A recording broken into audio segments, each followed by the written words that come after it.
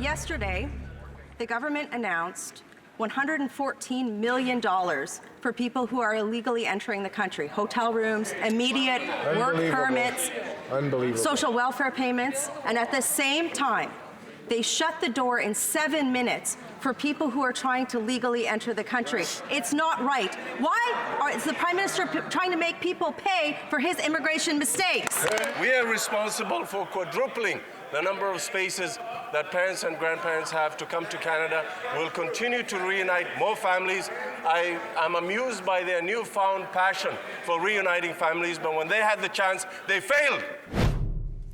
The government's new first-come, first-served family sponsorship policy is under fire today. That's after the online program's 27,000-person cap was met within just 11 minutes of launching, leaving tens of thousands of families hoping to bring parents and grandparents to Canada out of luck until next year.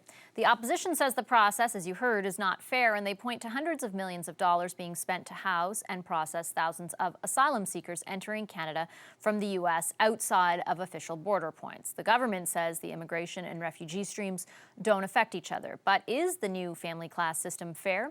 Aris Dagigian practices immigration law with Green and Spiegel LLP and is an executive board member of the Canadian Association of Refugee Lawyers. He joins me now from Toronto. Hi there. Thank you so much for joining us. Really appreciate it. Thanks for having me, Ashley. So what have you heard from your clients after yesterday's after what happened with the first come, first served system that was launched yesterday? So the plan was for everyone who wanted to sponsor their grandparent or parent to Canada to log into immigration's website at 12 o'clock exactly yesterday and get an opportunity to fill out a form. And the first 20,000 to submit that form were going to be accepted by immigration to sponsor their parent or grandparent. In reality, what we noticed was that a large percentage of applicants simply weren't being allowed to access the form. So it was always going to be a race to the first 20,000 to submit their application, but a large percentage of individuals simply weren't allowed to compete in that process. No matter how fast they would have completed their form, they just weren't provided an opportunity to do so. Why was that? Is it just they didn't have access to it? I read some articles where it was saying that certain people felt like it took them so long because perhaps they had a disability. Like there were certain disadvantages depending on who you are. So I think there's a few issues. The first is that some people simply weren't given access to the form to have an opportunity to complete it, fast or slow. And that may be just a flaw in the system, the way it was designed. This was the first year they were implementing this new process. And then there were, as you said, built-in inherent difficulties with a first-come, first-served system, whereby individuals with disabilities who may take a few minutes longer to complete the form are disadvantaged. People in rural areas who don't have access to high-speed internet would be disadvantaged. So there are those concerns as well. What recourse, from your perspective, do those who share those concerns, what recourse do they have? So currently we're still evaluating exactly what happened. We're gathering evidence and affidavits from individual applicants, speaking to computer networking experts. And then the next step would be to present that evidence to IRCC. I do believe they are committed to trying to make sure the system is as egalitarian as possible. So working with them potentially to reach a mutually acceptable resolution for applicants. And then there is, of course, the possibility of litigation should that not work. Immigration Minister Ahmed Hussen says this system is more fair than the old lottery process, and I just want to read one of his tweets. The previous application process, he wrote, favored those who could afford expensive couriers. After hearing directly from Canadians, we implemented a first-come, first-serve online system to ensure it was fair and created safeguards against abuse. What do you think of that?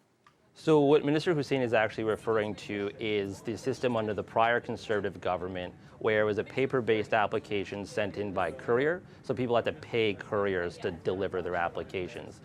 The lottery system had its flaws, but overall it seems that a lottery system, a weighted lottery system at least, would be the fairest way of ensuring that everyone who wants to have an opportunity to apply for their parents or grandparents will have an opportunity to be selected.